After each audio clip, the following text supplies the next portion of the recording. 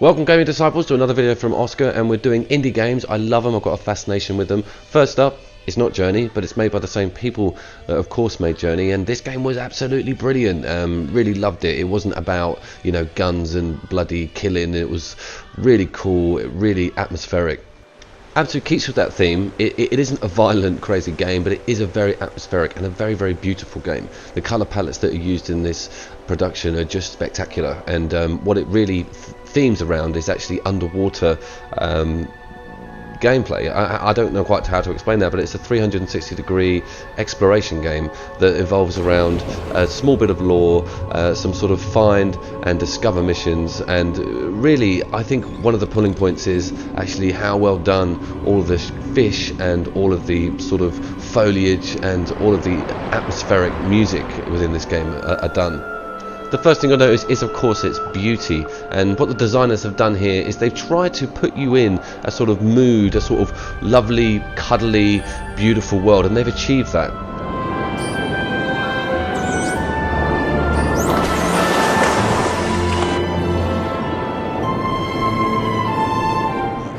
The interaction with the fish is a really cool addition. You can actually ride them around, no jokes there please, but they sort of allow you to explore the areas, and you go in big deep caverns, you sort of venture into some really dark and dangerous places. Look at this clip and look at the amount of fish on screen. Absolutely brilliant. It's not all fun and swimming, however. There is a really dark element to this game, and there's a lot of mystery. The story very cleverly unravels itself at a perfect pace. So you're probably asking yourself, why on earth would I want to play a game like this? Well, it actually is a game that puts you into an area that you may not have had a lot of experience with. The sound and the visuals and the interaction with the wildlife put you in this almost Buddhist state of mind. It's really worth looking at if you don't have experience with this genre. I really have enjoyed it. It's an incredible looking game, very playable, and it really is one of the strongest indie titles to come out in the last couple of months.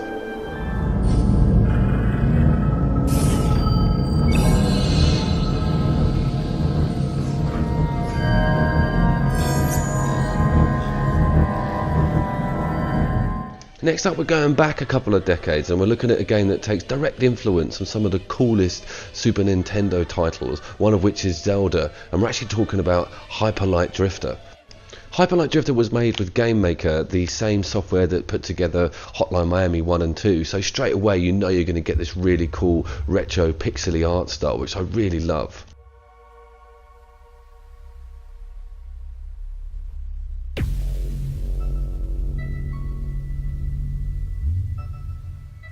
Sound and visuals play a heavy part with this game and its atmospherics. As you can see, they've completely lavished on the art style, spent a lot of time on this game looking pretty.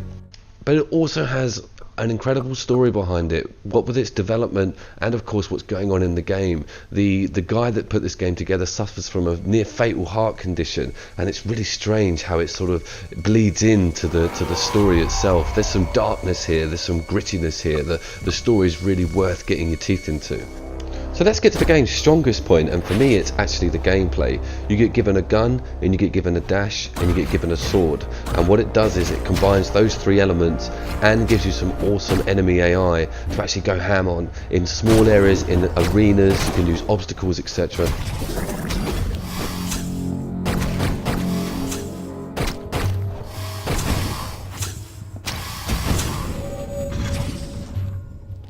As you can see, it does push back, and it is actually not an easy game, but that's a selling point for me. I love that. As with Zelda, you've got this cool village. As with all retro RPGs, you've got this cool village. You go and upgrade your weaponry. That's really well done. It's cool. There's big changes in your stances depending on what weapons you upgrade or what you do to your character. It also has the perfect amount of puzzles and sort of strategic decisions to make within the game itself, and it has this great sort of free roaming aspect to it where the map's open. You can go where you like, you can start what missions you want in what areas you want. So great visuals, great gameplay, stunning sound, a real must indie game.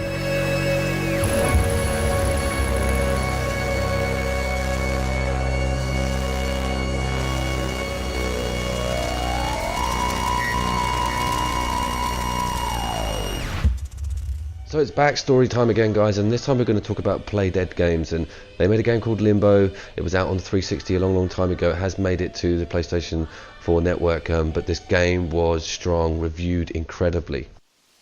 Its successor, Inside, kind of sticks to the rules as well. It's a side-scrolling game. You play as a young boy by the looks of it, but my god, there's some stuff going on here. The opening sort of half an hour to an hour is escaping. You're on the run in this very strange world, and just look at the visuals that we've got here, the mist and the trees and the almost silhouetted style graphics, parallax scrolling that's going on there. There's just questions. It does cater for the sort of story driven aspect of a platforming game. It does lean heavily on puzzles and sort of working things out for yourself, and there's some quite well done physics in this game also, but check this out.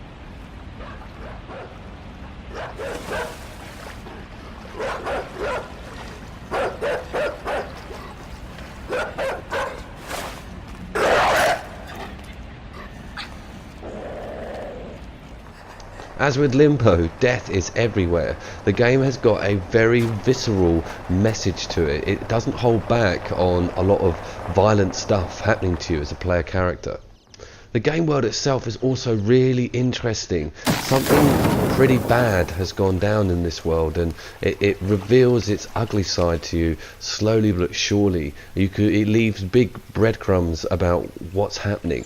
You also have these great environments and a lot of weather effects, and the sound effects are really well done. I've actually become very passionate about this game. Inside could be one of the best indie games to come out this year, and I know it's going to get some Game of the Year nominations. It's reviewing incredibly well, and for a very good reason. It's a very well produced, extremely good looking, intuitive, intelligent platformer with these great embedded story aspects to it. I would get involved in this straight away. It's been available on the PlayStation 4 network for a while. I say a while, probably about 3 or 4 days. We had to wait a long time before we got our hands on Limbo if you owned a PS3. So yeah, Inside, final one on the list, probably strongest on the list. A million thank yous for watching, guys, and if you're new to me or new to the channel, go and check out my No Man's Sky stuff. I've given that game the once over, and have a look at my Why Everybody Should material. A lot of these games are covered in that, but I just really go through some of the cool media and games that are out at the moment and why you should pay attention to them. Like and subscribe, and as always peeps, see you all down there.